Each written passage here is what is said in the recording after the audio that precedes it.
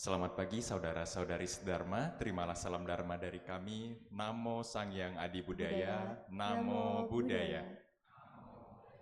Pada pagi hari ini, saya Surya Yasa, ditemani oleh Megan, akan memimpin puja bakti Asada. Marilah kita mempersiapkan diri untuk melakukan puja bakti pada pagi hari ini. Umat dipersilakan untuk berdiri di atas di belakang matras dan bersikap anjali.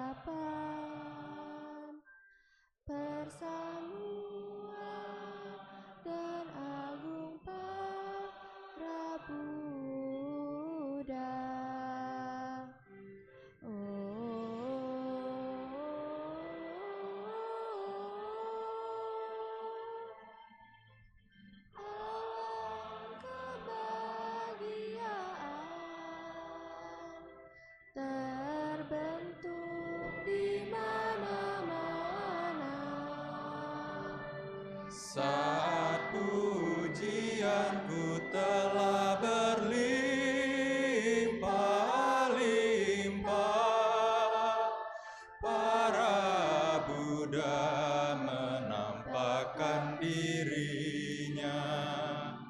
Om Wajradupe Ahum.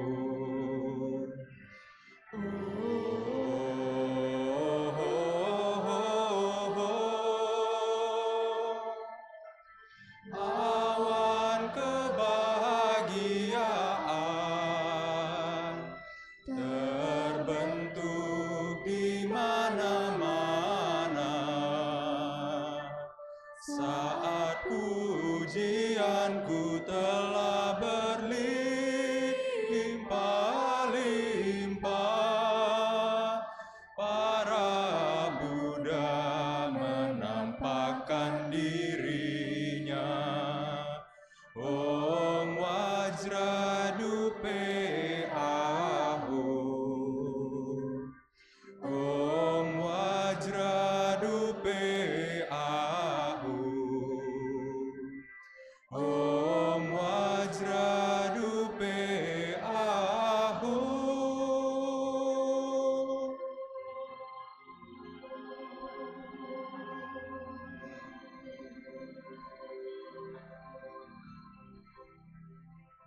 Umat dipersilakan untuk duduk bersila bersikap anjali.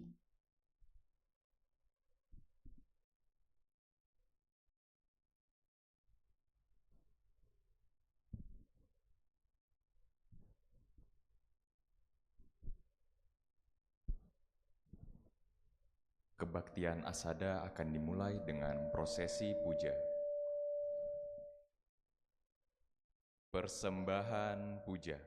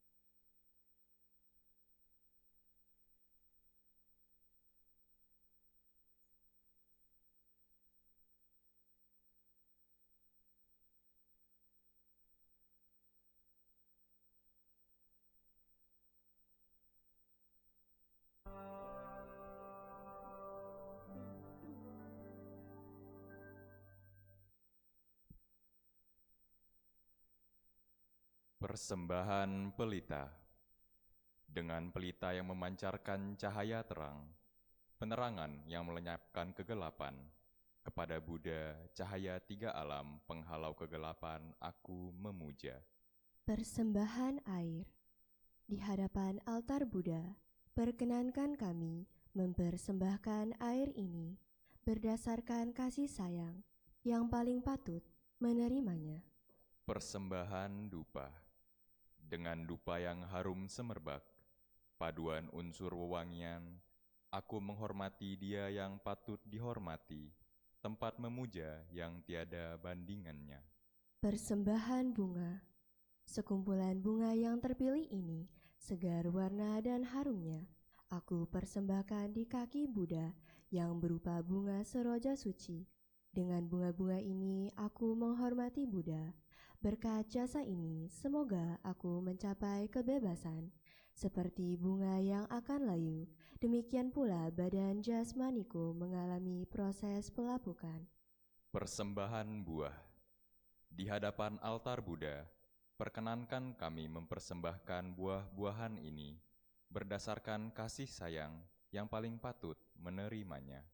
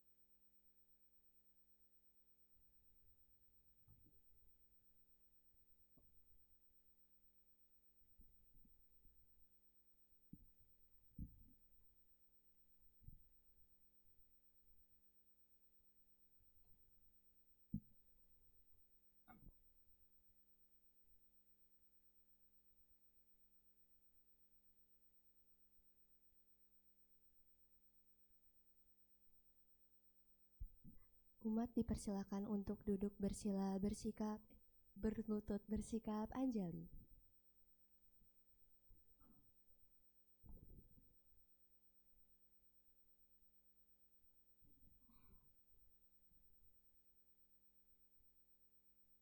Nama Karagata, halaman 9. Syair penghormatan. Bagawa yang Maha Suci telah mencapai penerangan sempurna. Dharma telah dibabarkan dengan sempurna oleh Bagawa. Sangga siswa Bagawa berperilaku baik. Di hadapan Buddha, Dharma dan Sangga, aku bersujud. Arahang sama sambuddho bhagawa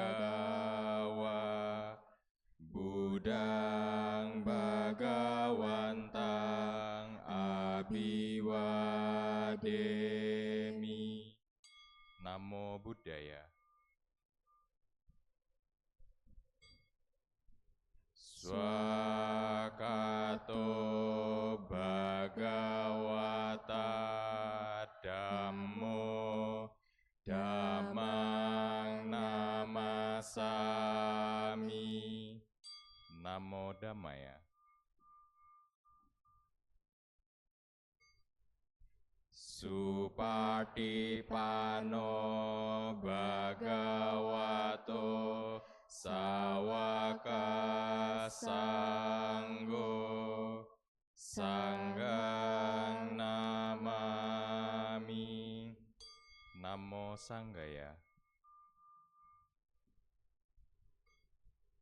Umat dipersilakan untuk duduk bersila bersikap Anjali.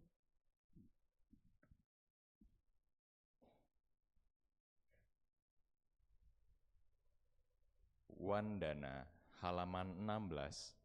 Syair penghormatan. Terpujilah Sang Hyang Adi Buddha yang Maha Esa, Bagawa yang Maha Suci, yang telah mencapai penerangan sempurna, dan semua bodhisattva mahasatwa. Namo Sang Hyang Adi Buddhaya. Namo Sang Hyang Adi Buddhaya.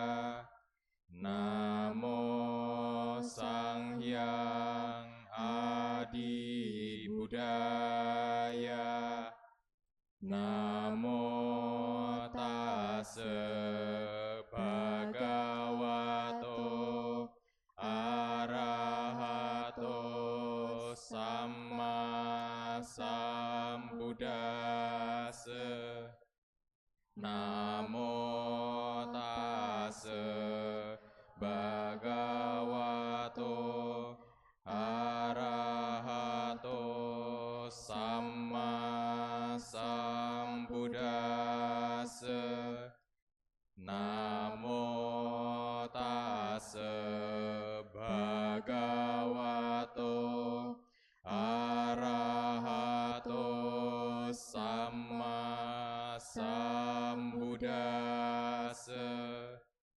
Namo Sarve Bodhisattvaya Mahasattvaya.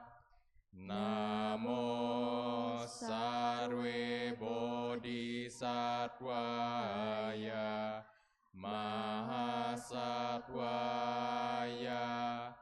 Namo Sarve Bodhisattvaya Mahasattvaya.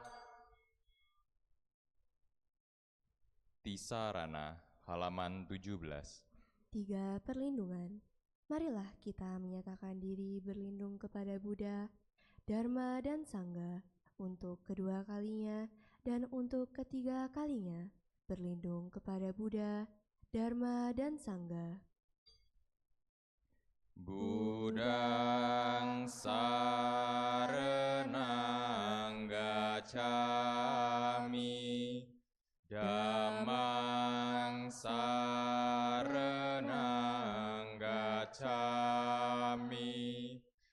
Sanggang sarenang gacchami.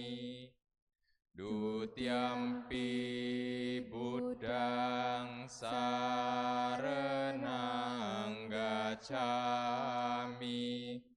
Dutiampi dhammang sarenang gacchami. Dutiampi sanggang sarenang gacchami. Tatiampi buddhang sarenang gacchami. Tatiampi dhammang sarenang gacchami. Tatiampi sanggang sarenang gacchami. Pancasila halaman 18. 5 sila. Dengan melaksanakan sila, tidak membunuh, tidak mencuri, tidak berbuat asusila, tidak berucap yang tidak benar, tidak meminum minuman keras, akan membuahkan hasil terlahir di alam bahagia, memperoleh kekayaan dan mencapai nirwana. Marilah kita menyatakan tekad berusaha melatih diri melaksanakan 5 sila. Panatipata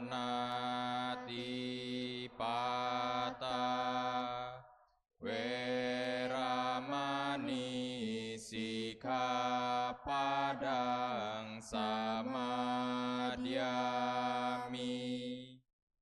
Adinadana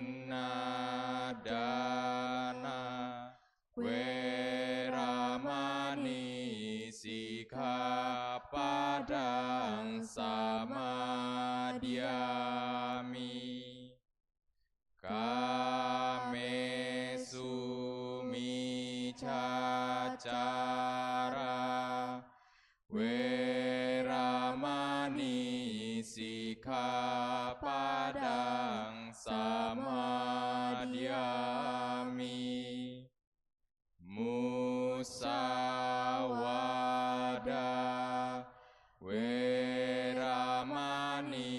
Sikkhapadang samadhyami. Surameraya Majapahmadharthana Weramani Sikkhapadang samadhyami. Buddha Nusati, Dhamma Nusati, Sangga Nusati, halaman 19. Perenungan terhadap Buddha, Dharma, Sangga. Marilah kita melakukan perenungan terhadap Buddha, Dharma, dan Sangga.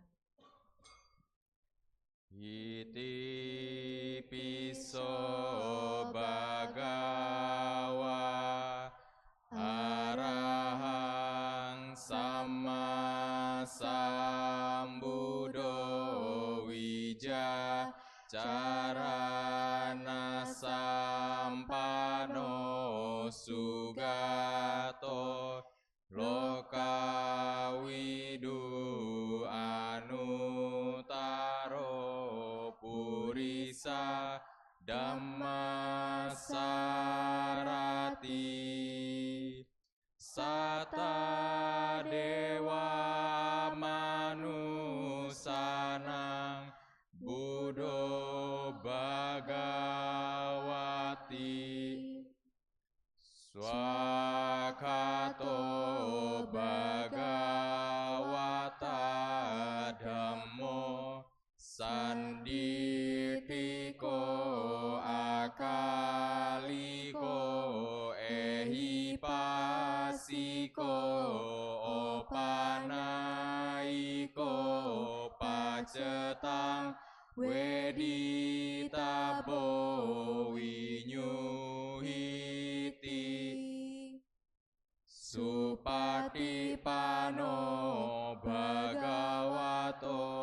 sawaka sanggo uju patipano bhagavato sawaka sanggo nyaya patipano bhagavato sawaka sanggo samici patipano bhagavato sawaka sanggo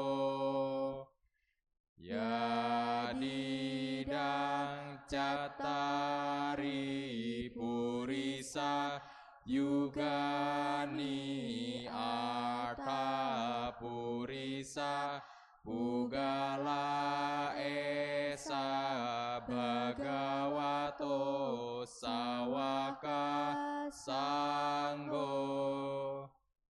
ahuneo pahuneo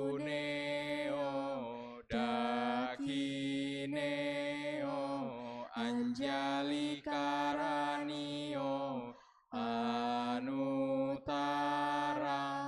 punya ketang lokasati.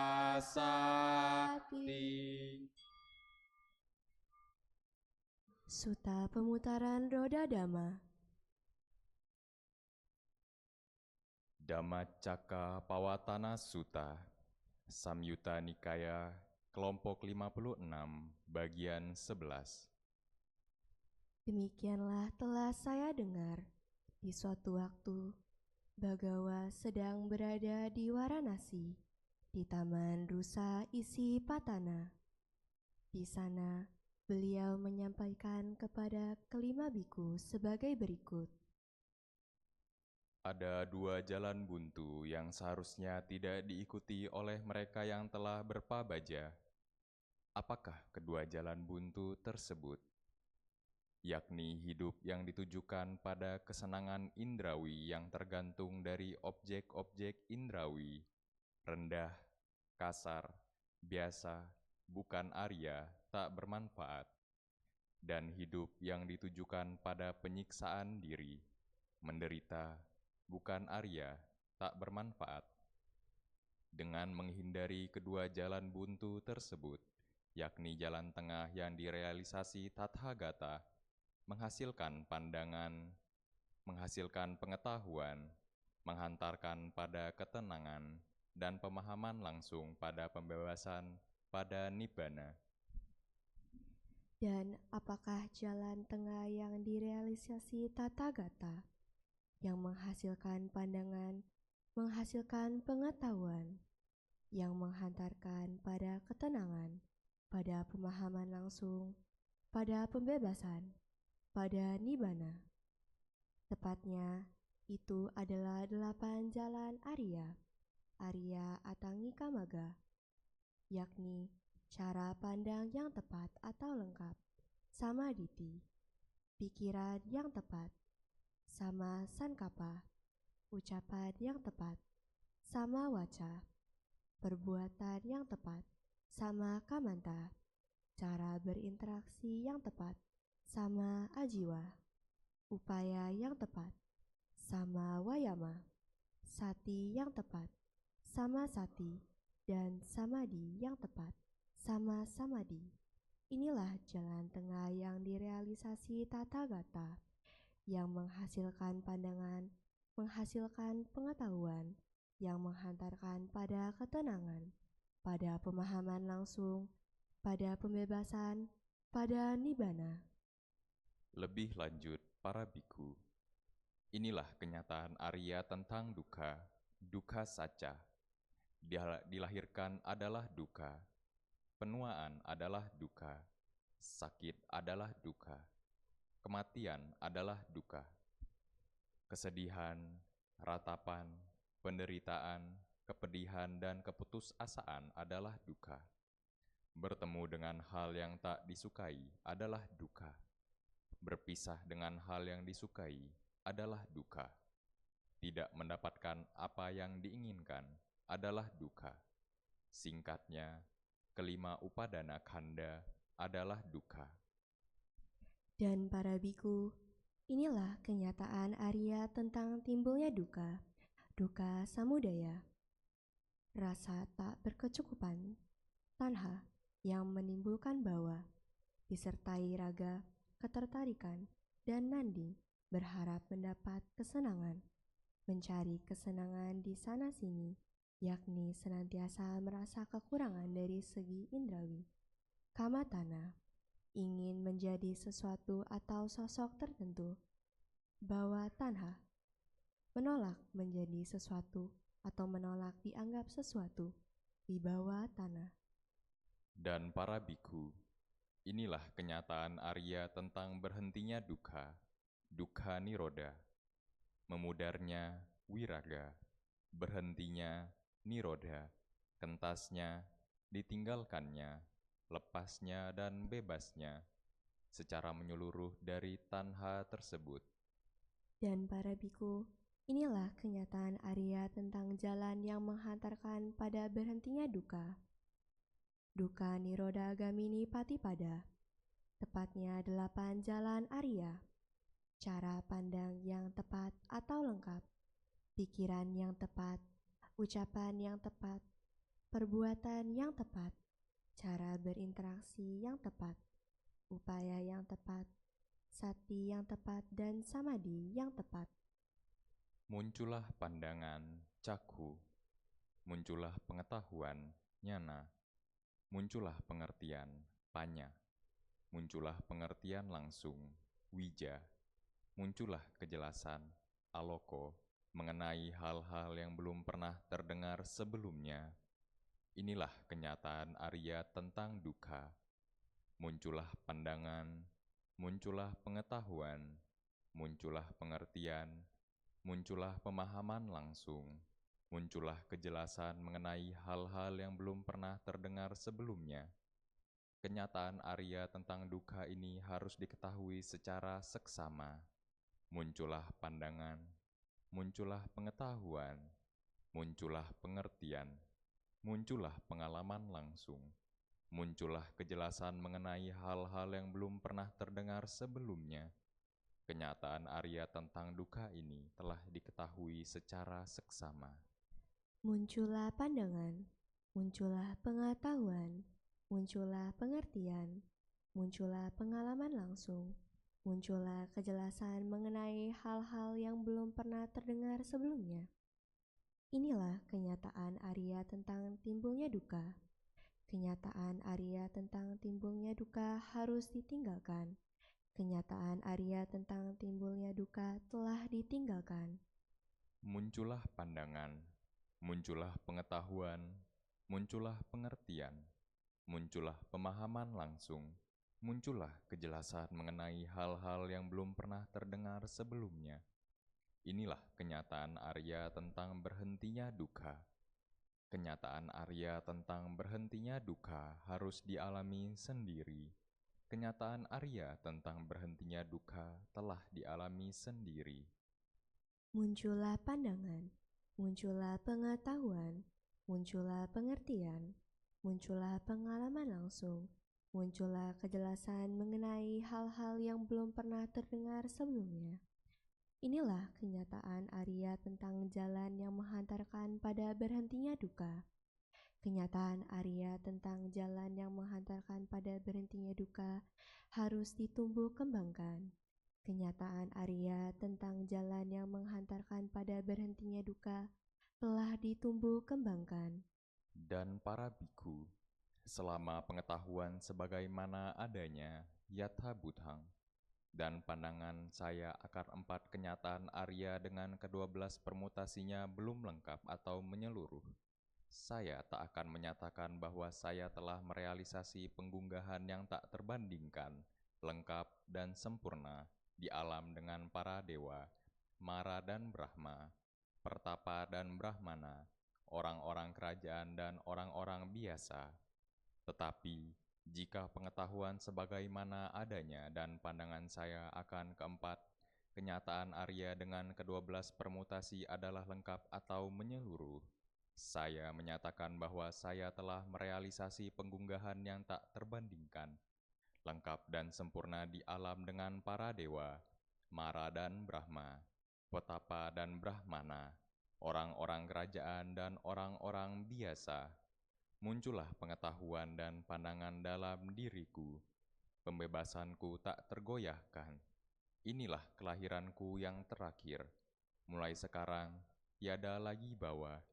Demikianlah yang dikatakan Bagawa. Kelima biku bersukacita atas kata-kata beliau. Dan ketika penjelasan ini disampaikan, muncullah mata dhamma yang tak tercemar dan tak ternoda dalam diri biku Kondana. Apapun yang terbentuk akan berakhir. Dan ketika Bagawa memutar roda dhamma, para dewa bumi berseru.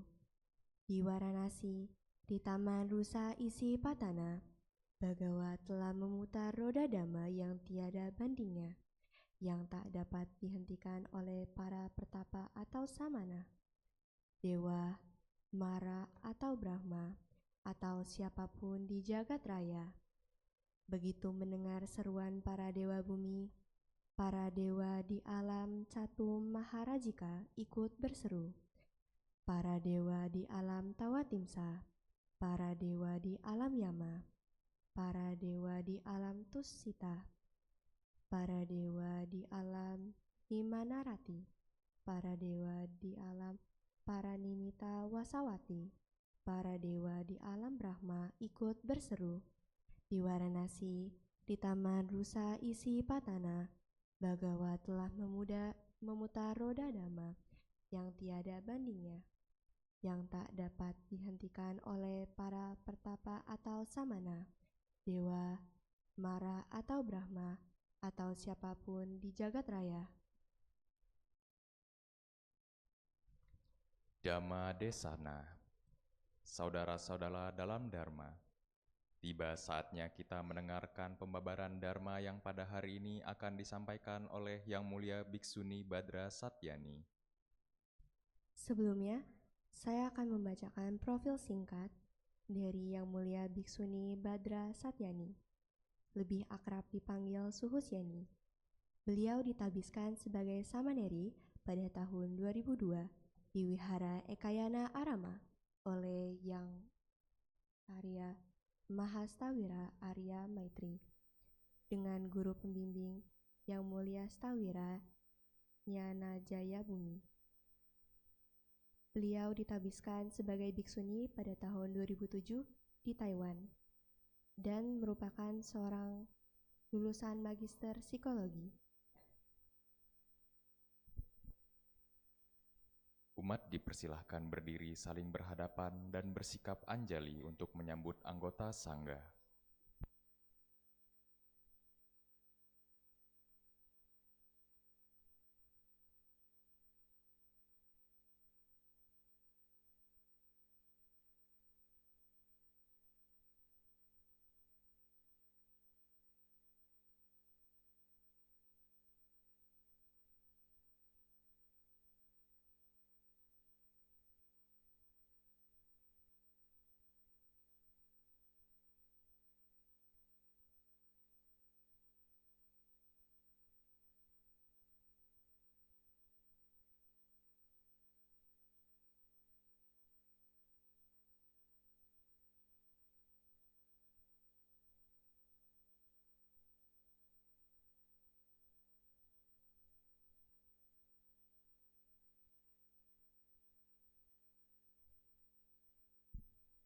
Saudara-saudari silahkan mengambil sikap duduk bersila bersikap anjali.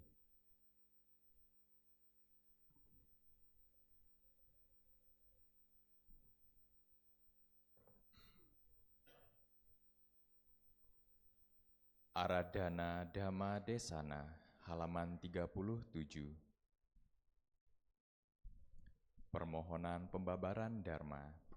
Marilah kita membacakan memohon tuntunan Dharma kepada Suhu Syen'i. Brahma Caloka Dipati sampati katanjalian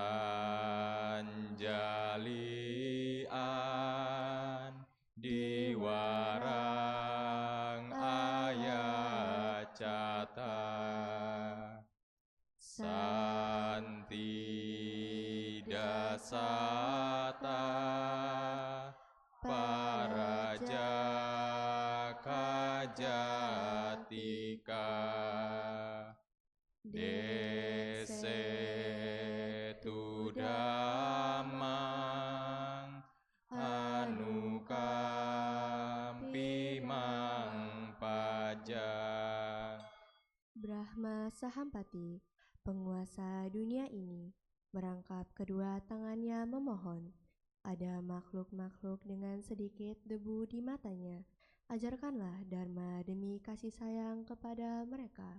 Kepada Suhu Sendi kami persilahkan.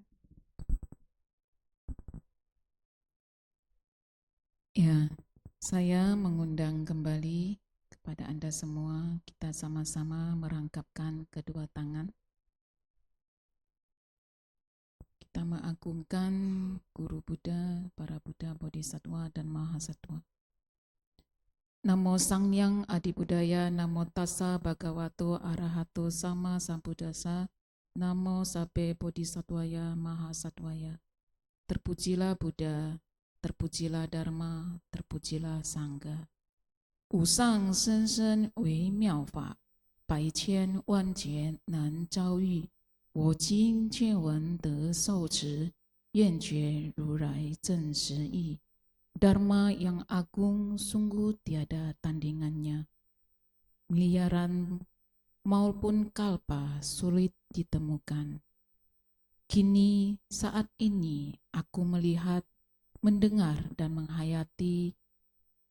Semoga dapat mengerti dan memahami hakikat sejati dari ajaran Guru Buddha.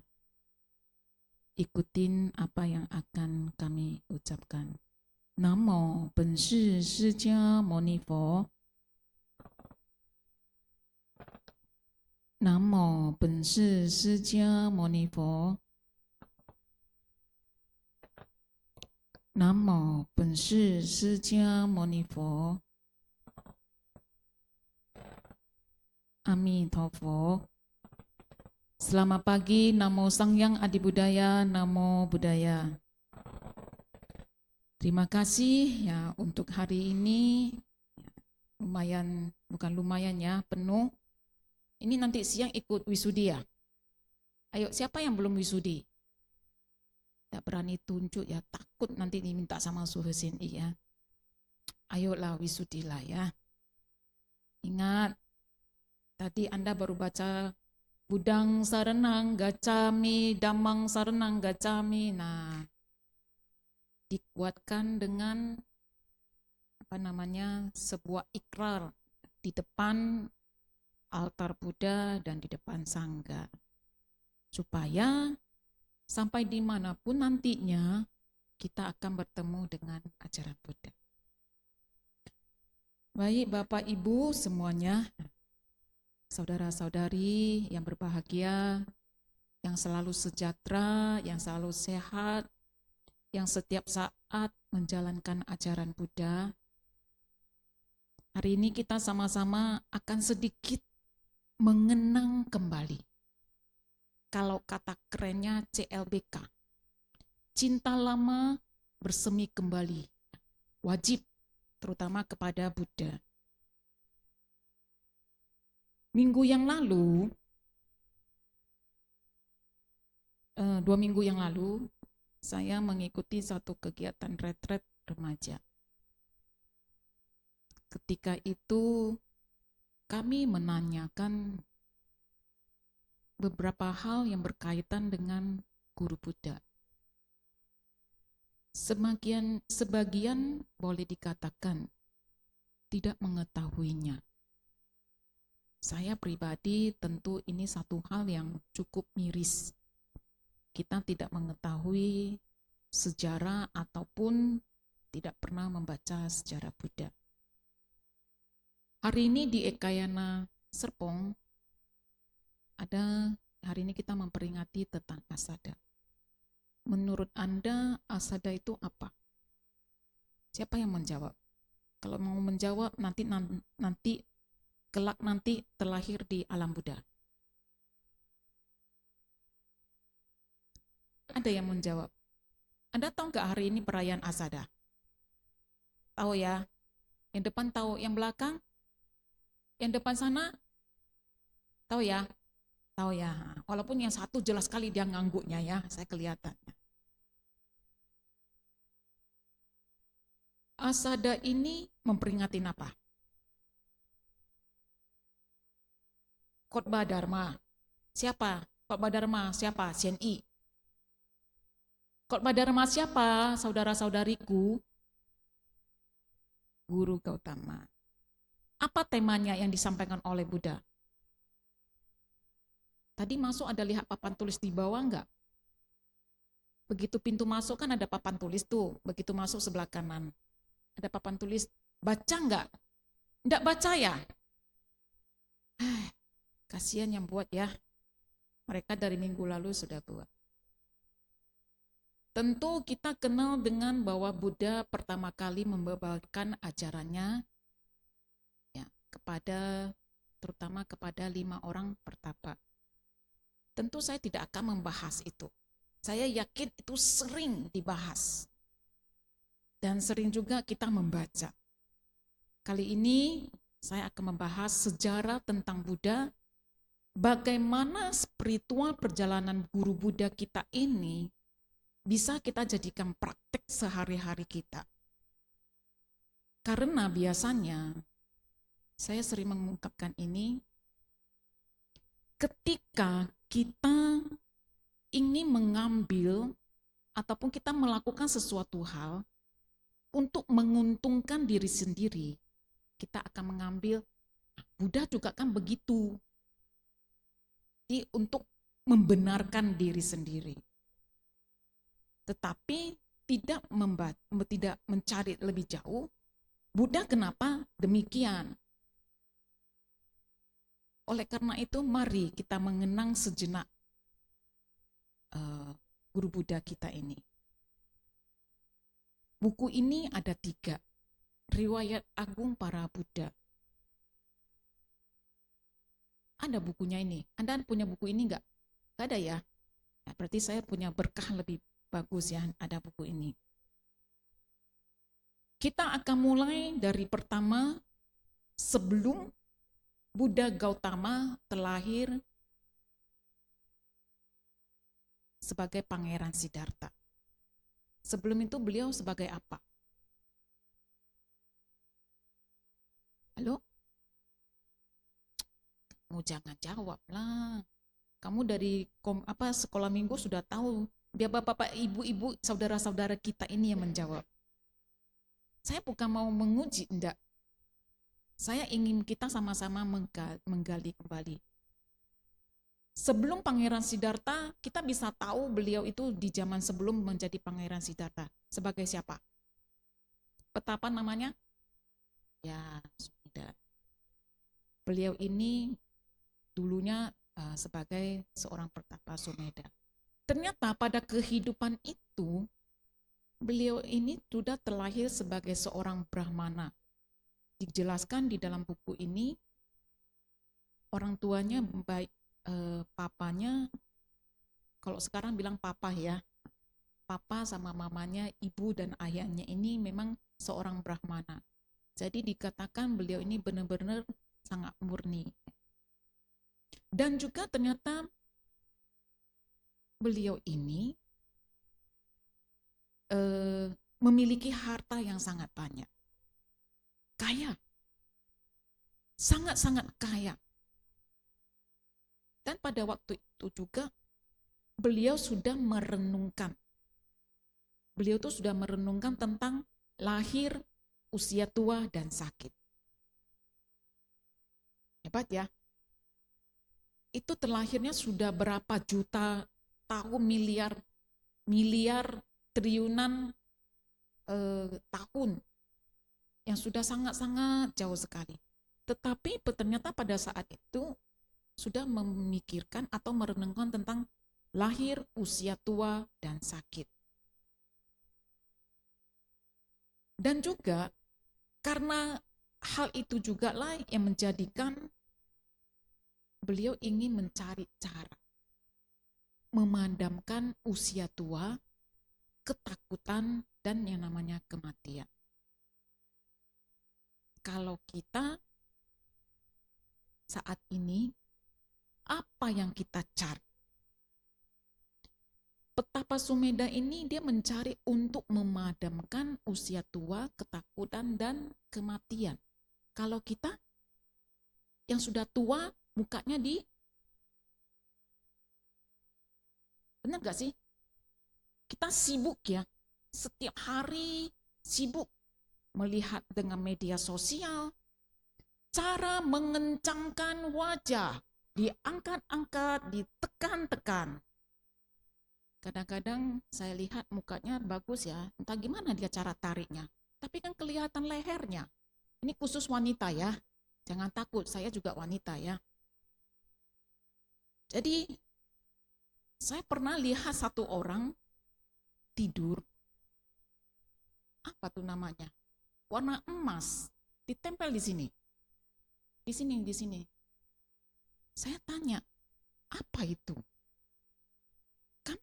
Kenapa kamu tidur tempel itu? Ai, suha, lu saya, kelopak mata sudah banyak. Saya berpikir kelopak mata banyak, ternyata kantung mata. Waktu itu saya juga tergoda ya. Saya bilang, kalau kira-kira suhu pakai boleh ya Kak? Boleh suhu. Berapa kamu beli? Segini, enggak jadilah, mahal. Ya. Pokoknya kalau keluar uang pasti mahal. Kita sibuk dengan membenahi, walaupun itu penting bagi Anda yang kerja. Ya kami tidak penting. Kami bangun, mandi, selesai urusannya. Kalau Anda mau yang pria dan wanita, begitu selesai, tepuk-tepuk, ya kan? Paham nggak tepuk-tepuk? Di wajah saya ini kan ada flek hitamnya. Kalau Anda kan kadang-kadang saya lihat mulus sekali ya. Kadang-kadang saya berpikir, kenapa mereka mulus sekali ya? Kok saya ada hitamnya? Suwalum cai mereka kan tepuk-tepuk. Rupanya ditambal dengan sesuatu. Ketika kita tepuk, kita mempertebal wajah kita. Kita ada merenungkan enggak? Sejauh berapa lama saya harus mempertahankan? Kalau kita sering melawan segala sesuatu hal yang tidak alami, tentu akan mengalami satu proses penuaan yang lebih cepat.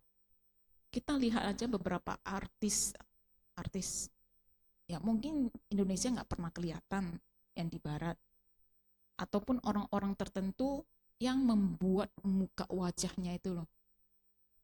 Ini hanya wajah ya, para bapak ibu. Ini hanya wajah.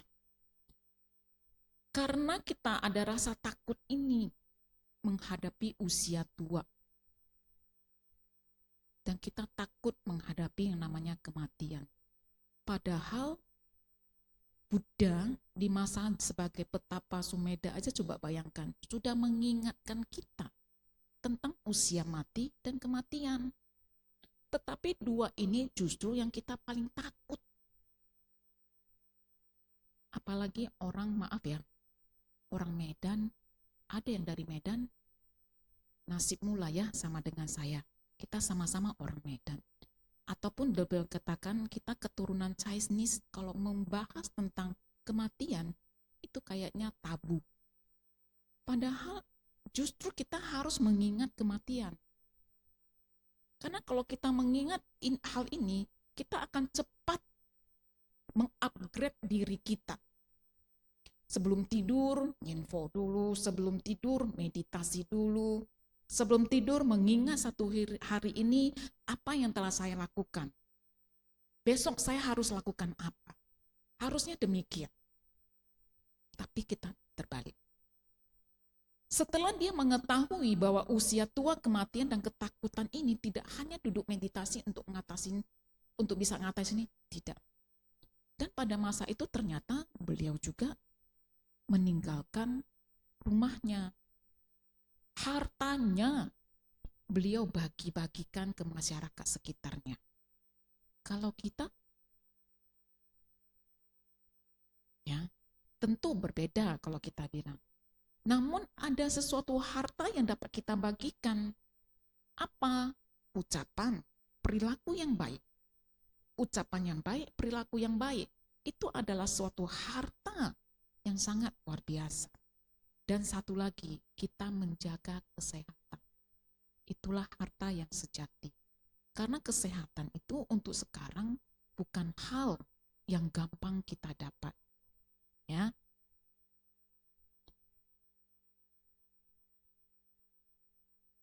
Petapa Sumeda ini bertemu dengan pada masa itu, pada masa Petapa Sumeda hidup, lahirlah seorang Buddha bernama Dipankara. Dan lucunya, kalau membaca buku ini, dijelaskan dari Buddha Dipankara berada di rahim ibundanya, sampai beliau mencapai tingkat Buddha, Petapa Sumeda tidak mendengar sama sekali.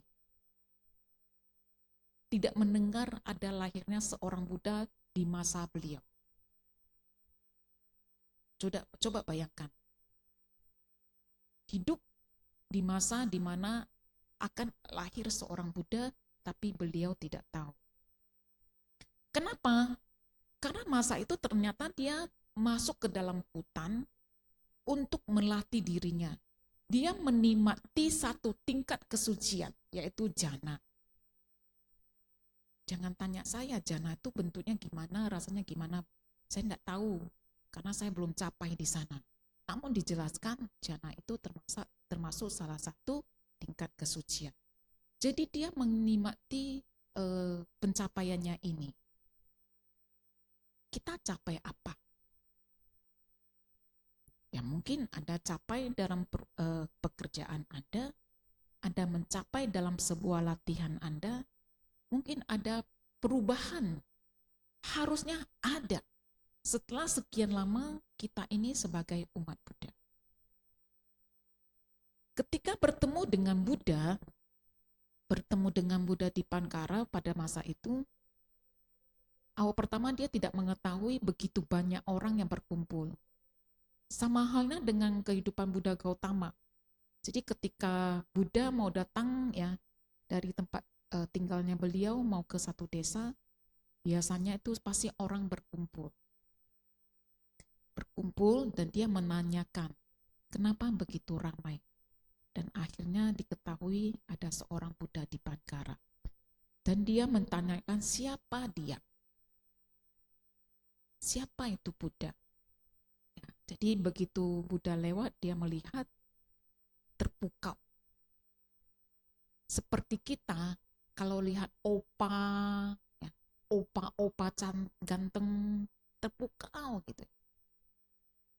Karena saya punya temen aktor Korea datang, dia rela gak masuk kampus, gak kuliah, hanya pergi lihat dia. Semoga yang di sini enggak ya, sayangilah uang kalian. Lebih bagus dana untuk wihara ya. Saya tidak tahu di mana kelebihan dari si aktor itu. Tapi 3 hari dia datang ke Jakarta, 3 hari dia nggak kuliah. Saya nggak tahu dia pergi nonton.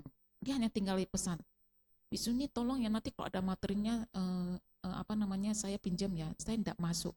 Saya kira dia ada apa-apa ya. Saya nggak tanya ngapa. Rupanya melihat IG-nya lagi nonton dia. Ada orang cakep di sampingmu, kamu pergi nonton sana. Maksudnya saya gitu loh ya. Iya dong. Kan saya beda di kampus dengan yang lain. Gak ada orang yang seperti saya berani berlalu lalang Senin sampai Jumat di kampus dengan baju yang satu aja, nggak punya rambut, ya pakai sepatunya sepatu Shaolin. Dia perginya lihat opa-opa. Padahal kan saya lebih jelas, dia duduknya paling belakang, lihat apa? Mungkin lihat kayak semut. Ini komplainan saya setelah dia balik ya, saya ocehin dia panjang lebar. Jadi begitu lihat dia terpukau, akhirnya dia ketika itu juga timbul satu keinginan dia untuk melakukan sesuatu hal untuk Buddha di Pankara. Jadi Buddha lagi jalan, di depannya Buddha itu ada sebuah genangan air. Terlintas pikirannya bahwasannya Buddha ini sangat suci, sangat murni. Dia tidak menginginkan Buddha menginjak, jadi dia tidur di atas air tersebut untuk memberikan tubuhnya untuk Buddha lewat. Setelah lewat dan di depan Buddha bersujud, beliau berikrar. Beliau itu bertekad bahwasannya dia ingin mencari cara untuk memutuskan lahir, tua, sakit, dan mati. Dia berikrar. Dan di saat itu juga Buddha di Pankara mengatakan di mana pada saat nantinya di sebuah Jambu Dwipa dia akan lahir dengan nama Gautama. Jadi semua Buddha selalu dinyatakan oleh Buddha yang di masa itu, seperti misalnya Buddha Sakyamuni menyatakan Buddha yang akan datang adalah Buddha Maitreya. Jadi setiap Buddha itu pasti ada meramalkan Buddha yang akan datang. Buddha yang akan membabarkan ajarannya di alam manusia, di 31 alam ini, ya, selalu ada. Nah, setelah itu, selama perjalanan, itu tidak terhitung. Kalau dalam Mahayana kita kenal, kalau sudah bertekad untuk, ya tekadnya ini untuk memutuskan usia tua, kematian, dan ketakutan ini, kalau sudah ditujuankan untuk menolong makhluk yang lain, menolong makhluk yang menderita. Dalam Mahayana, ketika muncul satu ikrar, itu disebut dengan bodhisattva. Jadi, kalau bahasa Palinya tentu adalah bodhisatta. Namun saya lebih familiar menyebut bodhisattva ya. Selama dalam jangka yang tidak terhitung, kalau triliun itu angka nolnya berapa? Berapa? 12 ya? 12 ya? Hah? 12 ya? Maaf lah ya, saya uang kayak gitu enggak paham saya. 12. Kalau 9 miliar. Kalau 6 saya tahu. Jadi sedikit lama selama untuk mencapai yang diramalkan atau yang dinyatakan oleh Buddha di Pankara, beliau tuh berulang-ulang lahir. Jelas dia lahirnya di mana saja. Terkadang terlahir sebagai manusia, terkadang terlahir sebagai dewa, juga ada terlahir sebagai hewan, bahkan makhluk-makhluk rendah. Makhluk-makhluk rendah tentu adalah di alam kita di bawah. Seperti alam neraka mungkin, alam setan mungkin, alam hewan, mungkin yang setan-setan yang tidak memiliki tempat ya. Secara umum kita bilang gentayangan dan sebagainya. Ataupun para dewa, ataupun asura. Semua alam 31 ini beliau datangi. Maksudnya beliau lahir. Tujuannya apa? Untuk menyempurnakan parami. Parami itu adalah kebajikan. Dia sempurnakan. Kita sempurnakan apa? Makanya perlu kita membaca sejarah Buddha. Sejarah Buddha itu bukan hanya dibaca, oh ya, oh enggak. Baca sekali, direnungkan. Direnungkan sebenarnya apa sih tujuannya? Kenapa bersusah payah? Ingat loh, kalau Petapa Sukmeda ini dia mau, kalau dia mau dia bisa nggak usah turun lagi di alam manusia. Bersyukurnya karena beliau pernah terlahir di kehidupan yang namanya seorang Buddha lahir di alam manusia. Itu berkah terbesarnya. Kita Ada vihara, kalau enggak ada pengumuman, Anda mana datang? Anda membiarkan kami sendiri di vihara. Betul enggak? Untung saya enggak di Ekaina Serpong ya, saya tinggalnya di Arama. Kalau Arama kan tiap hari berlalu lalang orang yang datang. Di Ekayana, saya melihat segi 4, segi 8, segi 9. Enggak ada makhluk yang berjalan, enggak ada. Yang ada pun yang terbang. Nyamuk, kumbang, tawon. Enggak ada yang datang. Makanya tinggal di Serpong itu kayaknya, aku sudah hidup sendiri. Jangan biarkan aku sendiri. Betul kan? Karena nanti mati aku sendiri. Tidak mungkin saya aja rame-rame. Itu hal yang mustahil. Makanya karena beliau terlahir sebagai manusia, dia memiliki welas asihnya ini loh. Metta, karunanya ini. Kita sering menyebut cinta kasih. Kita sering menyebut welas asih. Terkadang hanya sampai di ujung mulut ini aja kita. Kita ini tidak pernah, menyentuh sejauh mana sih guru Buddha kita ini. Ajaran Buddha itu coba kita lihat. Ajaran utama Buddha itu langsung tentang duka. Tentang duka, Buddha itu sudah menyatakan kepada kita, kita begitu dilahirkan itu sebenarnya sangat menderita. Pernah nggak tanya ke mama kita, waktu kita dilahirkan kita bagaimana? Pernah nggak? Yang saya tahu begitu lahir, nggak nangis, ditepuk-tepuk. Pokoknya harus nangis. Walaupun secara ilmiah atau kedokteran itu diwajibkan. Tapi bayangkan, begitu biasanya kita lahir dengan anteng, diam, dokternya malah kaget. Dibuat supaya nangis. Derita nggak kita? Derita. Udah jelas. Makanya karena hal ada inilah, Pertapa Sumedha ini memiliki satu welas asih, cinta kasih yang benar-benar tidak bisa dilukiskan. Beliau itu dari alam paling nomor 1 mungkin ya, kita 31 alam dari paling rendah sampai alam 31, beliau tuh ya mungkin keliling-keliling. Untuk apa? Untuk menyempurnakan parami ini. Parami ini kebajikan. Parami itu apa aja Su? Ya Anda kan ada gadget, carilah nanti. Selesai ini dulu ya, jangan sekarang. Anda tinggal lihat aja. Itu sempurna dilaksanakan oleh Pertapa Sumedha ini. Sempurna. Oke. Sekarang kita masuk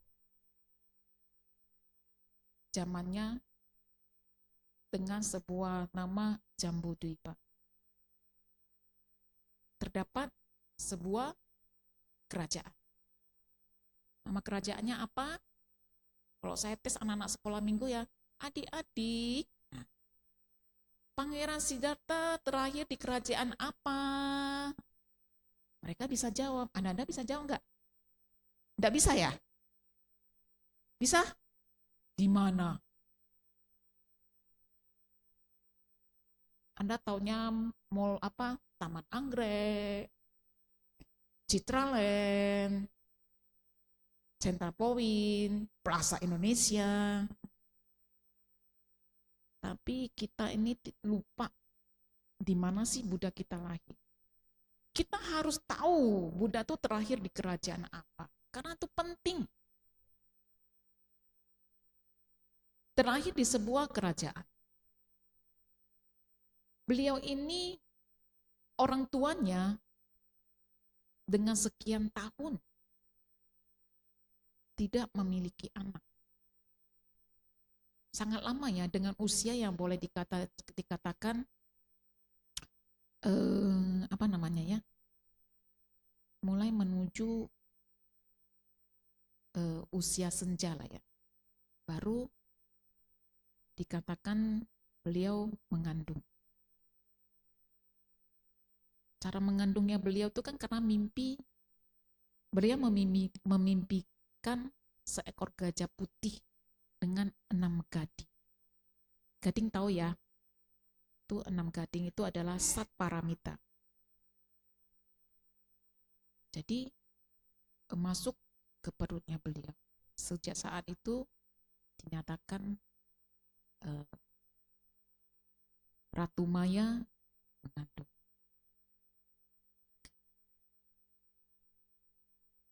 Setelah mengandung sekian lama, beliau akhirnya tibalah saatnya dilahirkan. Nah, kita sudah tahu sejarahnya lah ya, saya tidak usah cerita di sana. Sampai di sebuah taman, namanya taman apa? Lumbini. Sekarang disebut negara apa? Nepal, ya. Nepal. Jadi negara Nepal. Di sana ada sebuah taman Lumbini. Kepengen cerita taman Lumbini sekarang, tapi ini sudah jam 11:10 ya. Udah. Jadi, kalau menurut buku ini diceritakan, pohon ketika Ratu Maya merasakan tanda-tanda akan dilahirkan. Benar nggak sih? Anda melahirkan tuh ada tanda-tandanya para ibu? Nah, jangan tanya saya ya. Jadi itu pohonnya ada sebuah dahan, dia seperti merunduk untuk dipegang oleh Ratu Maya. Jadi ketika beliau memegang, lahirlah pangeran. Seorang pangeran lahir dari arah bawah, gitu ya, sebelah kanannya Ratu Maya. Kenapa bisa lahir di sana? Kalau kita memikirkan ada orang lahir di sana sekarang ini, kita akan menyebut orang itu kayak suntil bolong, tahu nggak? Lahirnya dari belakang. Pernah nonton? Nah, itu zamannya saya waktu kecil nonton itu ya. Itulah salah satu ciri yang dimiliki seorang Buddha. Beliau memiliki welas asih yang tiada tandingnya. Tidak terukur, tidak terkatakan. Beliau dilahirkan saja tidak menyakiti ibundanya. Begitu dilahirkan, badannya bersih. Kalau kita, ya saya tidak bisa cerita Anda, saya hanya bisa bercerita tentang saya. Saya ketika dilahirkan, nenek saya mengatakan, kamu hampir membuat anakku mati. Walaupun bercanda ya, saya nggak punya pikiran apa-apa. Kalau zaman dulu saya sering dikatakan debiku, kamu tahu nggak waktu mama kamu melahirkan, kamu kepalanya tersangkut. Saya dulu berpikir tersangkut di mana? Lalu gimana keluarnya, Mak? Ama? Disedot. Jadi entah pakai apalah sedotnya enggak tahu. Pokoknya kepala saya dikeluarkan. Karena mama saya katanya sudah enggak bisa lagi ya. Jadi kamu enggak boleh durhaka sama mama kamu. Dalam hati waktu itu, siapa yang mau minta kamu lahirin saya? Dulu, sekarang mana berani. Justru karena saya takut durhaka, makanya saya jadi biksuni. Ya. Cepat-cepat pakai jubah, karena saya takut durhaka. Kalau jadi gini kan durhakanya kan nggak berani lakuin, ya kan. Kita ini terkadang memberikan penderitaan kepada orang lain. Pangeran ini beda. Begitu dilahirkan bersih lagi. Berjalan melangkah 7 langkah. Coba kalau dulu saya dilahirkan saya langkah 7, mama saya pingsan kali. Ini salah satu hal yang tidak dilakukan, tidak pernah terjadi kepada siapapun. Dan beliau mengatakan bahwa ini adalah kelahiranku yang terakhir. Saya membayangkannya ketika kalau selalu membaca sejarah, kalau ucapan ini ya, ini adalah kelahiranku yang terakhir. Kalau di syair kita pencurahan air bunga itu kan selalu disebutin ya.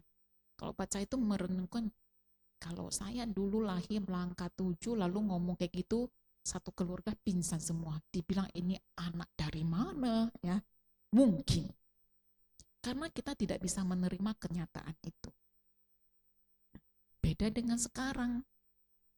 Kadang-kadang ya anaknya bisa begini ya dan sebagainya, beda.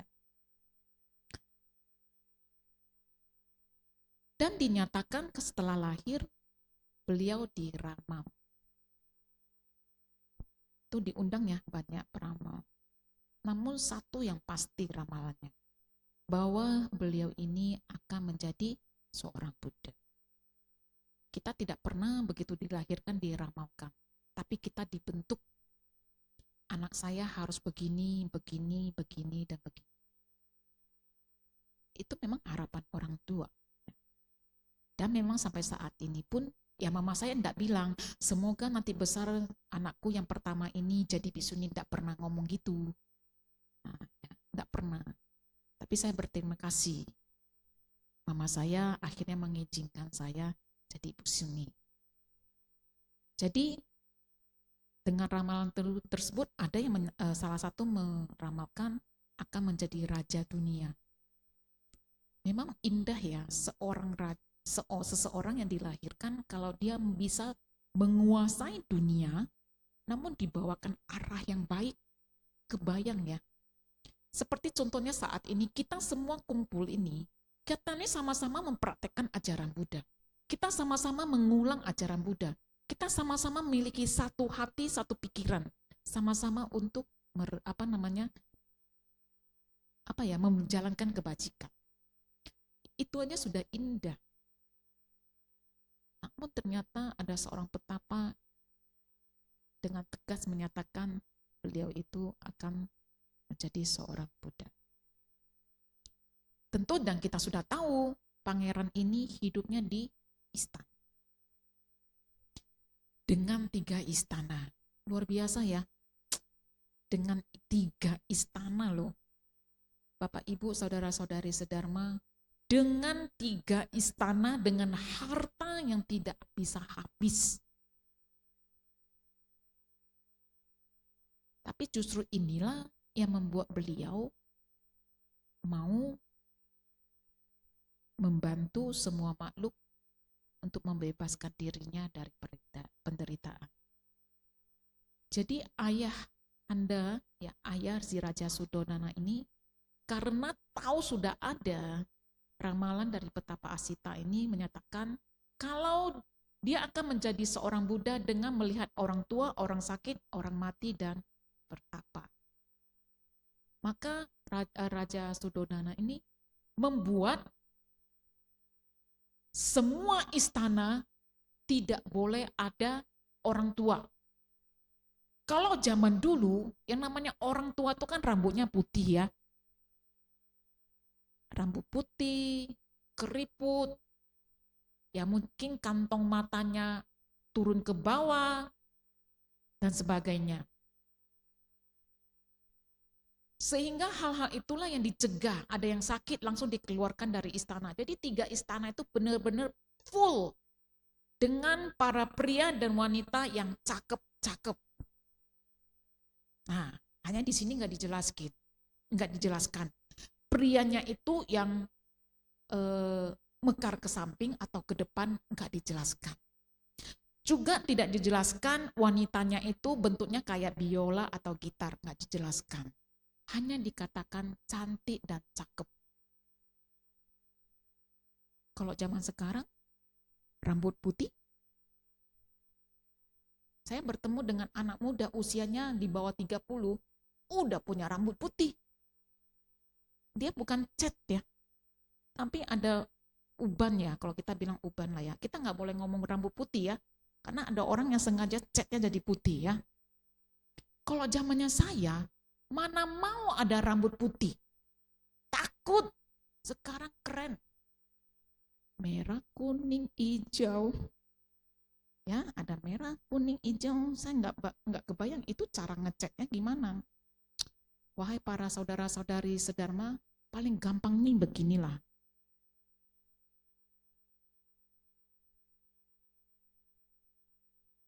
Sekarang kita banyak orang sakit. Terutama dalam sakit apa? Sakit dalam ucapan, sakit dalam penglihatan, sakit dalam mendengar, sakit dalam perilaku. Banyak penyakit ini, terutama dari apa? Ucapan ini. Kita menyakitin orang, kita membuat orang sakit hati, kita membuat orang muncul kebencian dan sebagainya. Orang mati, sekarang banyak orang mati. Mati dalam hal apa? Moral. Benar. Ini saya sampai jam berapa ya?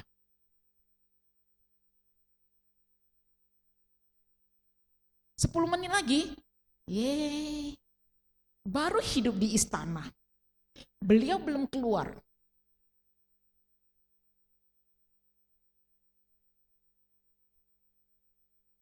Ternyata saya itu nggak bisa jelaskan demikian aja ya, karena kita sama-sama harus mengetahui. Ya sia-sia saya baca gitu banyak kalau jelasnya singkat aja ya. Capek baca ini karena saya harus rangkum ya. Oke lah, kita sampai di sini aja dulu untuk yang kehidupan di istana ini, yang menjelaskan tentang 4 ini. Bapak Ibu, bagi yang muda, yang baru memiliki anak kecil, ataupun Anda yang sudah memiliki cucu, tolong dibantu mereka agar tidak mati dalam moral.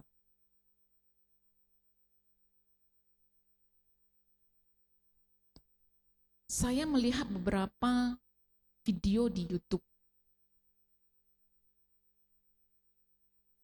Saya sering mencari apa yang terjadi di dunia ini. Ada beberapa kejadian anak-anak remaja di bawah usia 15 tahun, di bawah usia 14 tahun sudah bisa melahirkan. Di buku ini, Buddha itu sudah menyatakan bahwa kelak manusia moralnya itu akan hilang. Di mana seorang wanita bahkan di usia nanti 8 tahun sudah bisa melahirkan. Sekarang kita terlihat ada satu anak, miris ya sebenarnya ya, usia 10 tahun melahirkan. Di mana pada masa itu harusnya dia berbahagia. Dia main dengan temannya, dia harusnya bersekolah. Kalau zaman saya 10 tahun masih main gunduk, patok lele, main di selokan, cari ikan yang kecil-kecil, nangkap kata, kejar capung tuh saya kejar dulu, kupu-kupu capung saya kejar, kamu semakin lama saya kejar kamu. Masa-masa itu saya masih demikian. Lompat tali, karet-karet. Ada yang main dulu. Siapa yang di sini usianya 50 tahun? Ada kan? Main kan kita? Benar enggak? Siapa di sini? Bapak-bapak yang usia 50 tahun, kan saya 50 tahun nih. Main gundu, ada kan? Kita main kan? Saya ahli dalam main gundu. Ya. Guli, orang Medan bilang guli. Tapi kita bayangkan si anak ini dengan kondisi yang tidak tahu apa-apa, dia harus melahirkan. Tidak lama saya melihat yang ada usia 12 tahun. Sehingga dikatakan dia tidak, si mama dari si anak yang melahirkan ini, dia sampai menyatakan bahwasanya bahwa ini bukan anaknya. Bayangkan. Jadi kalau sampai sekarang kita tidak kembali untuk menjaga moralitas kita,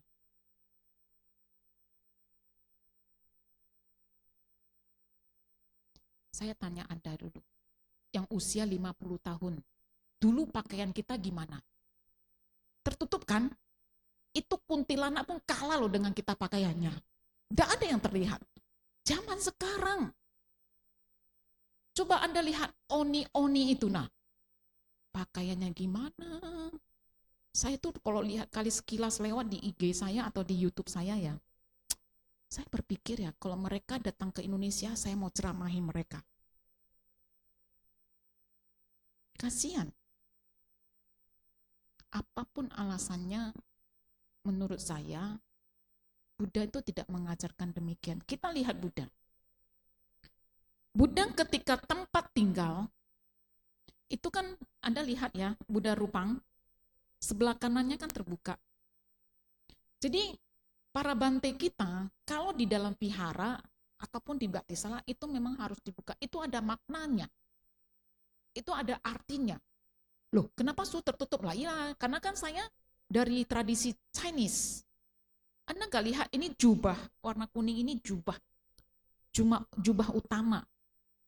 Kami ada kalau Mahayana ada 3. Ya, nah ini namanya Sanggati. Kan ini terbuka, adalah mengikuti Buddha. Nggak ada ya, salah saya. Kan ada Buddha yang, ya kita lihat bante kita. Tapi begitu beliau keluar seperti zamannya Buddha keluar, itu ditutup. Ditutup.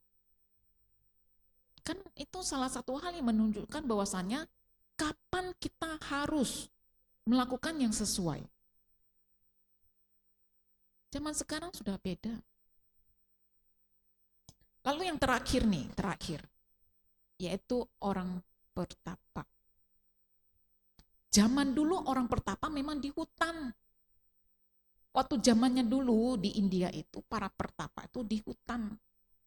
Sekarang kalau saya di hutan, saya kebayang ya kalau di hutan tuh saya jadi apa ya? Kosong kali. Saya pernah tinggal di hutan 2 bulan. Kita ambilnya bulan 11, bulan 12, jadi bukan musim panas. Itu aja kadang-kadang panas ya. Dan di bulan 5, 6, 7 itu tak bisa di hutan. Karena pohon aja layu. Jadi kita kalau di hutan itu tidak bisa makan apa-apa. Untuk sekarang, kalau zaman dulu saya tidak tahu. Tapi yang jelas memang para petapa zaman dulu adalah di hutan. Di India sekarang pun masih banyak pertapa-pertapa yang ekstrim. Tahun 2011 saya punya karma baik ke India. Jadi kita mau menyeberangi Sungai Gangga, mau ke seberang sana. Katanya di sana boleh ambil pasir putihnya. Memang para sangga ya kalau ingin membuat satu mengambil pasir yang di sana. Waktu kita nyebrang pakai perahu, tiba-tiba ada yang lewat gelombang, kepala. Umat kita, saya nggak lihat, umat kita langsung cari, ada mayat, tinggal kepala aja, tinggal kepala. Ternyata orangnya sedang meditasi. Betul. Kenapa? Tiba-tiba karena dijeritin, orangnya langsung bangun. Ternyata dia bertapa di Sungai Gangga. Itu banyak dilakukan sampai sekarang. Di India masih ada yang demikian. Ya. Kalau di Indonesia kita lakukan demikian di sungai, sampailah di Ancol ya.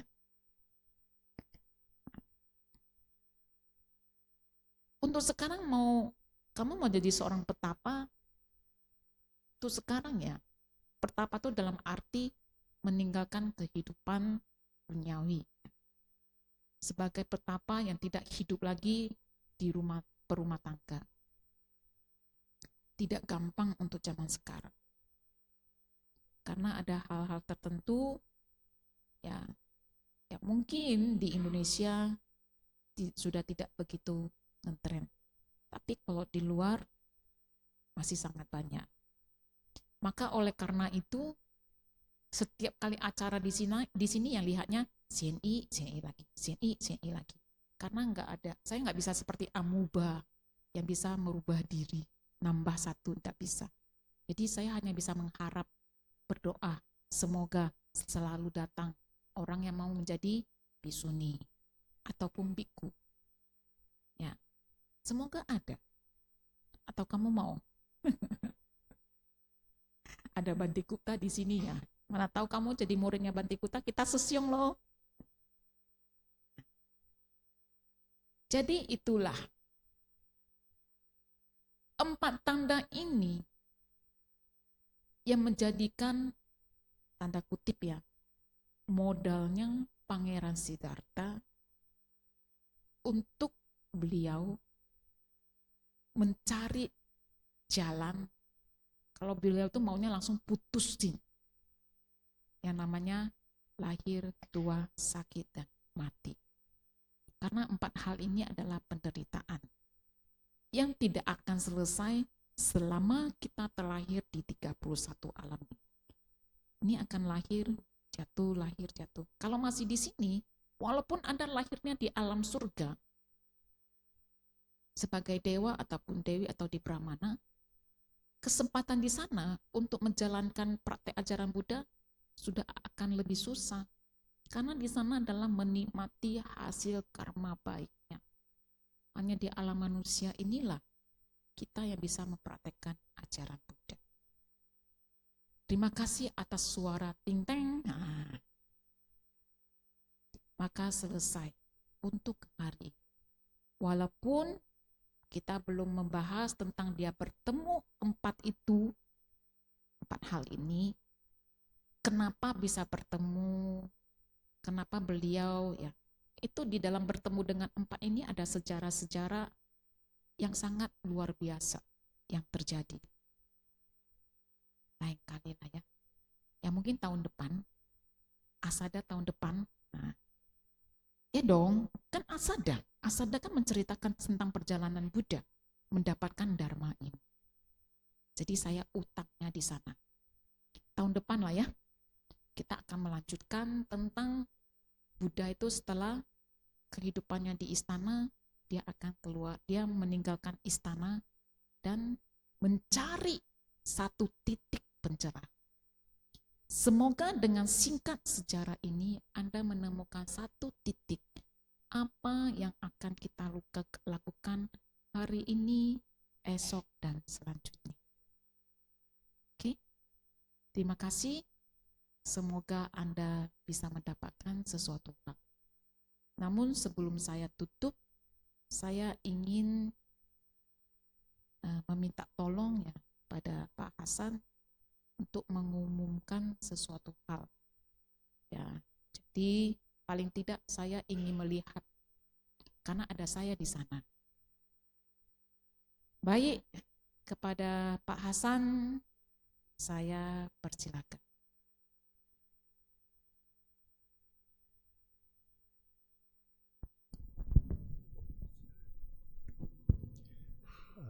Selamat siang Bapak Ibu, Sesyung Sekian Namo Sang Hyang Budaya, Namo Buddhaya, Namo Amitabha. Ada sedikit pengumuman penting yang harus saya sampaikan. Begitu pentingnya di sesi ceramah Dharma ini disampaikan, bukan di sesi pengumuman. Mari sama-sama kita saksikan videonya ya. Silakan Tim Son.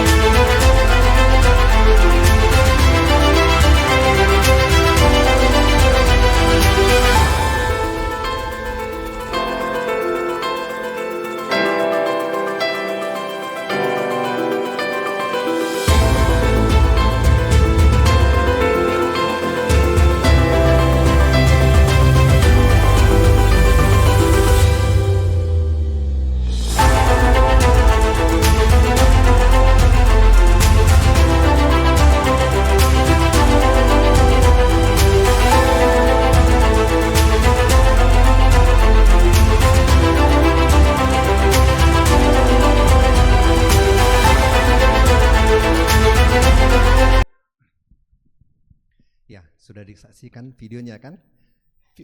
Figur-figur di dalam video tersebut adalah bodhisatwa yang siap menolong kita. Hari ini adalah hari besar bodhisatwa awal kita suara. Di dunia ini banyak sekali bodhisatwa yang ingin menolong kita. Jadi tadi di video sudah banyak sekali figur-figur, ada yang tersenyum, ada yang agak serius. Yang tersenyum itu dia belum mulai konseling. Ya agak serius itu mungkin setelah konseling, ada yang gini gitu ya. Enggak, bercanda ya, sorry. Oke, jadi Suhu Sian-i ya, beliau juga bodhisatwa hidup. Beliau begitu care terhadap umat Buddha. Di mana selama ini umat Buddha kesulitan untuk mendapatkan tempat konseling. Benar nggak sih? Ya.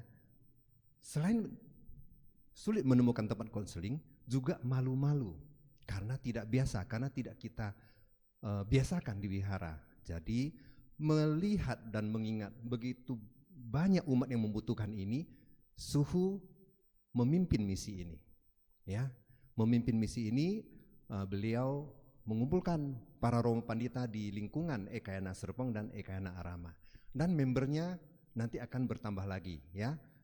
Suhu juga lulus dari magister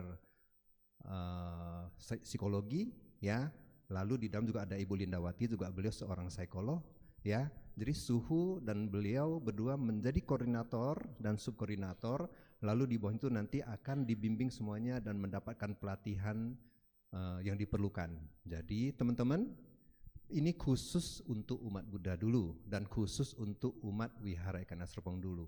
Anggota keluarga di rumah boleh nggak? Boleh, ya. Karena banyaknya umat kita, tenaga konselor belum banyak, tentu kita utamakan umat kita dan keluarga dulu, ya. Nah, jadi konsepnya kita rubah. Kalau dulu itu kan memasukkan surat itu ke dalam kotak, ya. Sekarang enggak. Sekarang kotaknya udah dinonaktifkan. Silakan langsung nanti hubungi nomor tersebut. Tadi kalau lupa catat nanti boleh diulang sebentar. Yang bagian terakhir aja tolong diulang dong, dan volumenya suaranya dimatikan. Perlihatkan yang terakhir tadi untuk dicatat nomornya. Nomor tersebut dipegang oleh orang yang sangat dipercaya oleh Suhu. Dijamin rahasianya terjamin, ya. Jadi nggak usah ragu, jika ada permasalahan, butuh konseling, datanglah ke para bodhisatwa hidup, ya. Kira-kira demikian sih yang ingin saya sampaikan. Suhu lengkap nggak atau ada yang kurang, Suhu? Ya, ini juga atas dukungan, ya, dukungan dan satu support juga, ya, semangat yang diberikan tentu saja Suhu kita, ya, Suhu Arya. Beliau itu sangat mendukung kami dalam hal pendidikan, dan beliau itu sangat mendukung ketika kami ini mengumpulkan para pandita.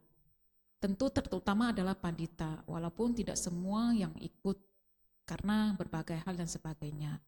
Namun yang jelas itu mereka yang di video itu adalah orang-orang yang memang telah berkomitmen untuk membantu. Dan salah satu yang menggerakkan kami juga adalah seorang senior, yaitu Romo Tanjung. Karena beliaulah yang membantu bersama dengan Suarya untuk menjembatani kepada saya untuk bertemu dengan mereka. Ini keinginan saya dari dulu ketika saya S1. Karena ingin memiliki tim konseling, saya lanjut ke S2. Karena kalau S1 tidak bisa, harus S2. Setelah S2, sekian lama selesai, ternyata berbagai hal tugas sebagainya, sehingga tidak terbuntut sampai akhirnya Romo Tanjung mengingatkan kami kembali dengan dukungan yang kuat dari Suhu Arya, sehingga terbentuklah tim konseling. Ketika saya ditanyakan oleh mereka, selain mereka masih ada beberapa orang lagi, ya, menanyakan kenapa harus kami. Lalu saya menjawab sederhana, karena saya tidak mau menderita sendiri. Ayo rasakan penderitaan bersama-sama. Jadi saya cemplungkan mereka, ya dong. Ya. Karena bagaimanapun saya tidak bisa sendiri. Karena saya harus membantu, atau ketika umat ada yang mau konseling, saya tidak bisa sendiri. Karena saya bukan hanya untuk konselingin orang saja, tapi saya juga hidup sebagai biksuni. Ada pelayanan tugas lain yang harus saya lakukan, sehingga saya mencari para pandita. Namun ketika kalau Anda memang ingin bergabung dengan kami di sini, dipersilakan. Tidak mesti harus pandita. Kenapa pandita dulu? Karena menurut saya mereka sudah terbiasa untuk memberikan ajaran ataupun berceramah, memberikan sharing dan bertemu dengan orang-orang tertentu. Ya, jadi menurut saya seharusnya mereka sudah fasih. Maka saya ajak mereka bergabung. Untuk kedepannya kalau nggak ada yang bukan dari pandita, boleh. Asalkan memang memiliki komitmen. Yang paling penting satu adalah tidak membocorkan rahasia kecuali kepada saya ataupun kepada Bu Lindawati, karena Kamila yang akan membantu untuk melihat permasalahan yang dinyatakan masuk ke kami, sehingga nanti kami bisa membantu untuk mencari orang yang pas untuk membantu. Namun yang jelas, kalau sudah pernah ke psikiater, sudah pernah selesai dengan psikolog ataupun sedang jalan, kami tidak tangani lagi. Tetapi kalau sudah ke psikolog, sudah selesai, namun muncul suatu masalah, ingin diselesaikan masalah itu, kami bisa. Ya, nah, jadi diingat terutama adalah yang di bagian psikiater. Yang sudah ke psikiater dan ada lagi menggunakan obat dari psikiater, kami tidak akan tangani. Jadi tolong dibedakan.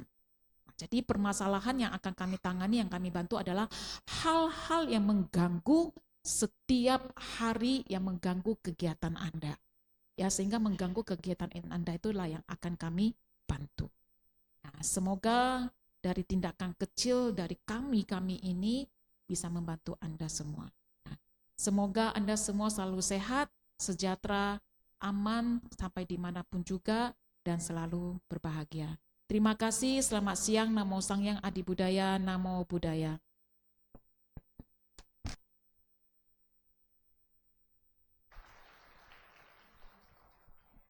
Terima kasih kepada Suhu Sieni atas sharing Dharma yang telah disampaikan. Semoga bermanfaat untuk kita semua. Sebagai ungkapan terima kasih, mari kita bernamaskara sebanyak 3 kali kepada Suhu. Saya mengundang saudara-saudari untuk duduk berlutut bersikap anjali.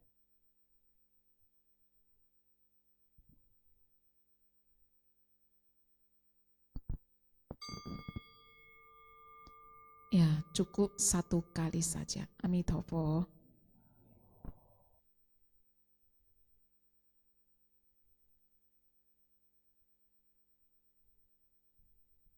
Saya mengundang saudara-saudari untuk berdiri dan bersikap anjali menghadap ke arah tengah karena Suhu akan meninggalkan bakti salah.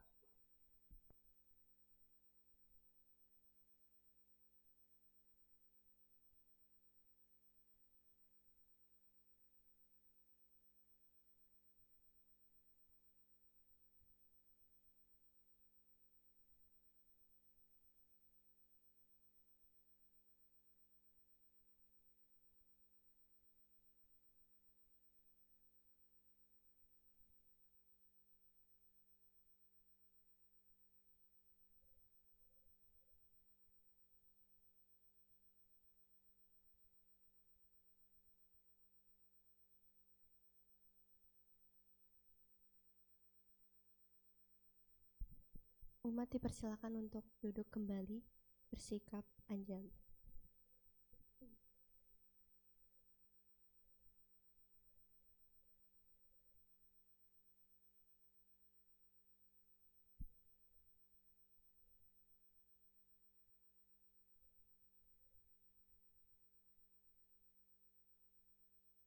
Dana Paramita.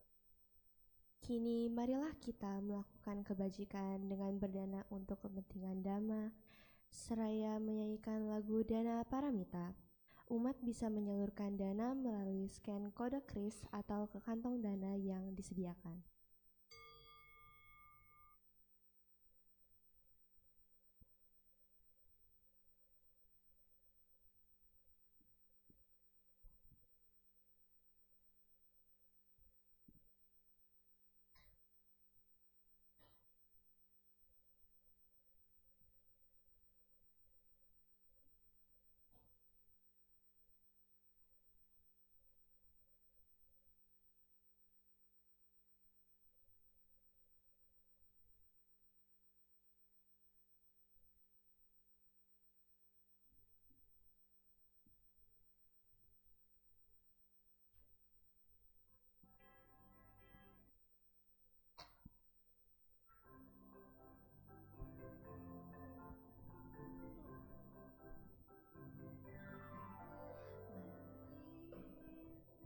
kita berdana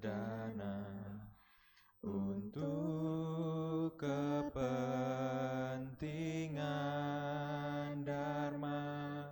Semoga kita dalam berkah kasih Buddha Maha Suci, berdanalah kita semua dengan hati ikhlas rela. Semoga karma baik kita berlimpah rahmat Triratna.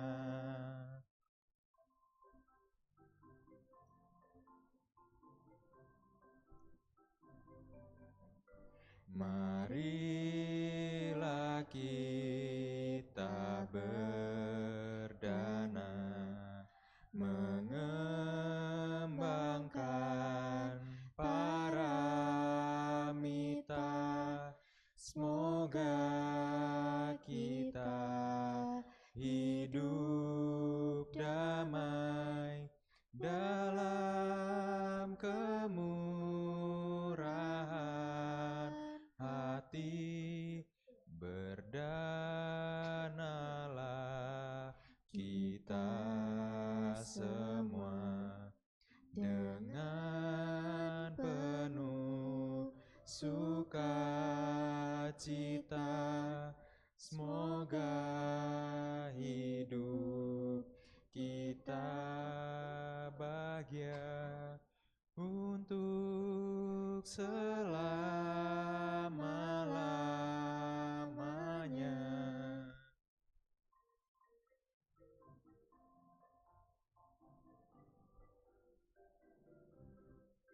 Terima kasih atas dana yang telah diberikan. Semoga bermanfaat bagi perkembangan Buddha Dharma dan Sangha.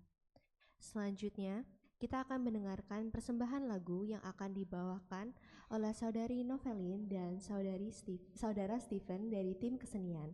Kepada tim kesenian kami persilakan.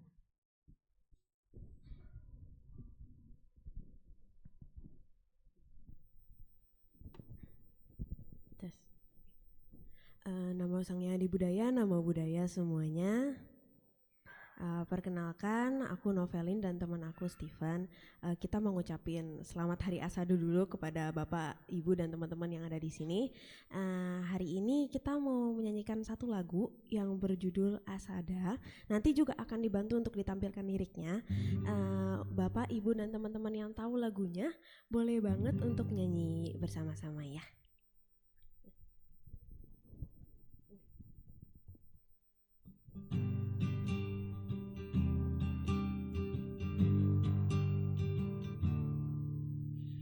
Masih ingatkah kawan hari yang penuh kemuliaan Sang Guru Agung Buddha pertama membabarkan dhamma-Nya di tempat yang indah, taman rusa isi patana. Saat purnama sidi di bulan Asada, Dhammacakka Pawatana Sutta itulah intinya.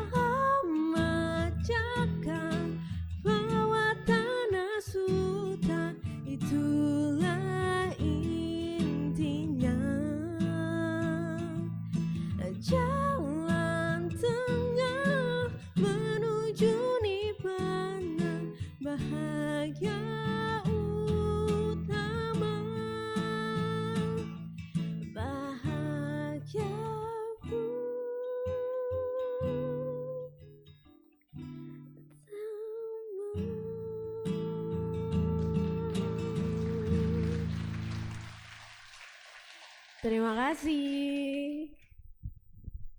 Terima kasih kepada Saudari Novelin dan Saudara Stephen dari tim kesenian.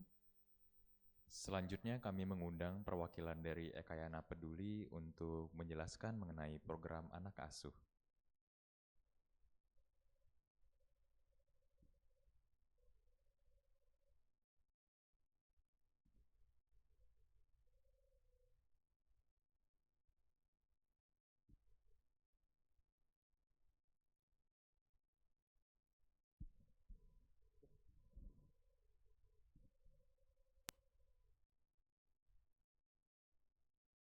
Sebelumnya terima kasih atas kesempatannya. Namo Sang Yang Adi Budaya, Namo Buddhaya.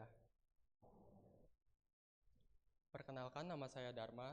Dari tim Ekayana Peduli, saya ingin menyampaikan beberapa hal mengenai Ekayana Peduli.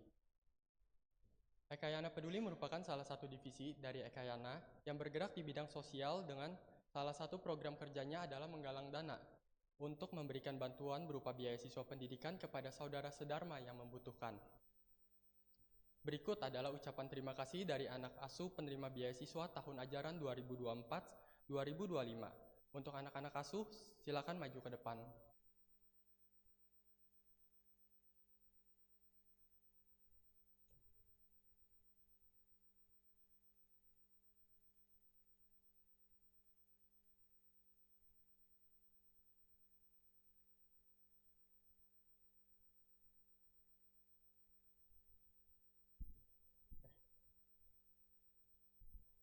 Oke, selanjutnya saya mengundang perwakilan anak asuh untuk menyampaikan ucapan terima kasih.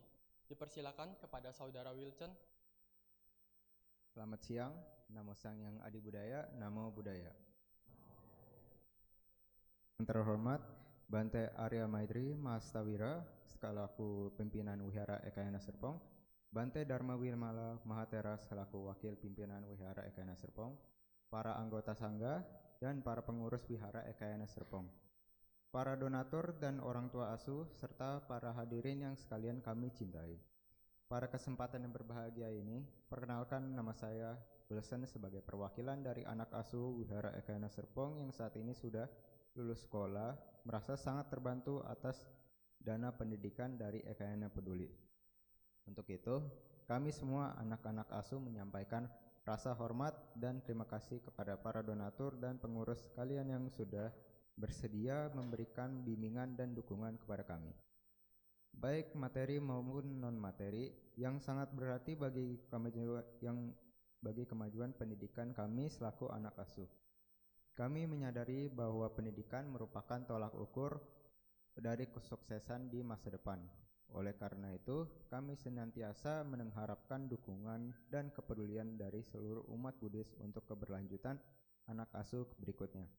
Singkat kata dari kami, selaku anak asuh, hanya bisa mengucapkan terima kasih atas segala bentuk dukungan yang telah diberikan. Semoga Sang Triratna, para Buddha dan Bodhisattva senantiasa melindungi dan melimpahkan berkah kepada Bapak Ibu. Semoga semua makhluk hidup berbahagia. Sadhu, sadhu, sadhu.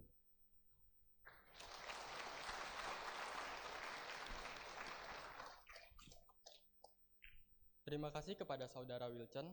Untuk anak-anak asuh dipersilakan kembali ke tempatnya masing-masing.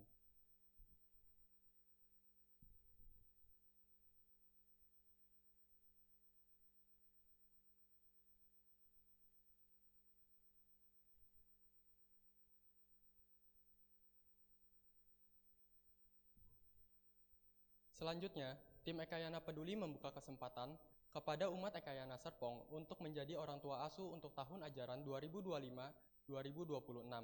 Dan juga bagi para umat yang memiliki informasi mengenai saudara-saudara Buddhis yang membutuhkan bantuan dana pendidikan bisa menghubungi tim Ekayana Peduli Wihara Ekayana Serpong di nomor berikut 0852 1152 5281 atau kunjungi booth Ekayana Peduli di teras Ekayana Serpong. Sekian pengumuman dari Ekayana Peduli. Untuk tempat dan waktu dikembalikan kepada pemimpin kebaktian.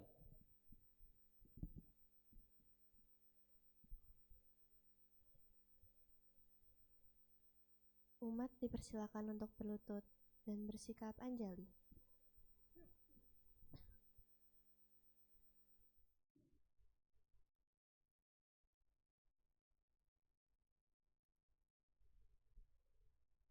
Nama Karagata. Syair penghormatan. Bagawa yang maha suci telah mencapai penerangan sempurna. Dharma telah dibabarkan dengan sempurna oleh Bagawa. Sangga siswa Bagawa berperilaku baik. Di hadapan Buddha, Dharma, dan Sangga, aku bersujud. Arahang sama sambuddho Bhagawa Buddhang Bhagawantang Abiwademi. Namo Buddhaya. Swakato Bhagavata Dhammo Dhammang Namasami. Namo Dhammaya. Supatipano Bhagavato Sawaka Sanggo Sanggang Namami. Namo Sanggaya. Umat dipersilakan untuk berdiri di belakang matras dan bersikap anjali.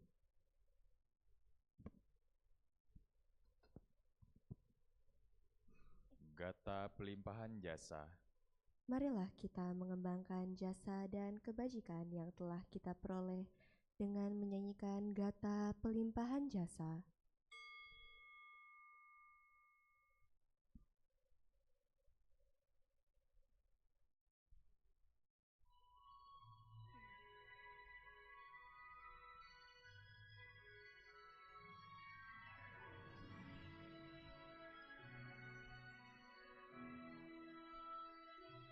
Semoga jasa dan kebajikan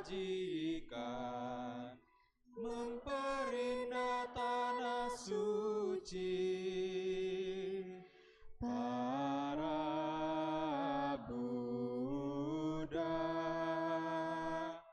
membalas empat budi besar dan menolong mereka di tiga alam sengsara. Semoga mereka yang mendengarkan Dharma ini semua bertekad membangkitkan kebodian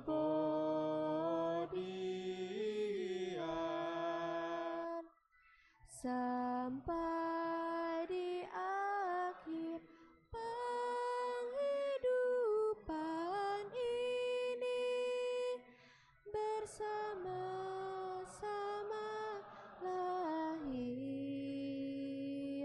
di alam bahagia.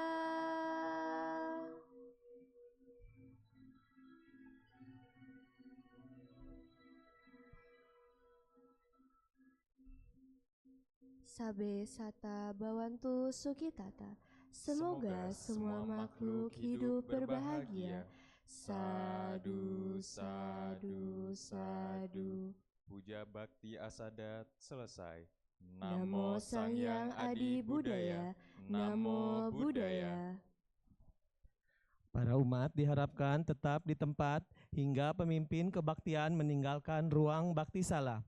Dan untuk matras di ruang baktisala tidak perlu dirapihkan. Terima kasih.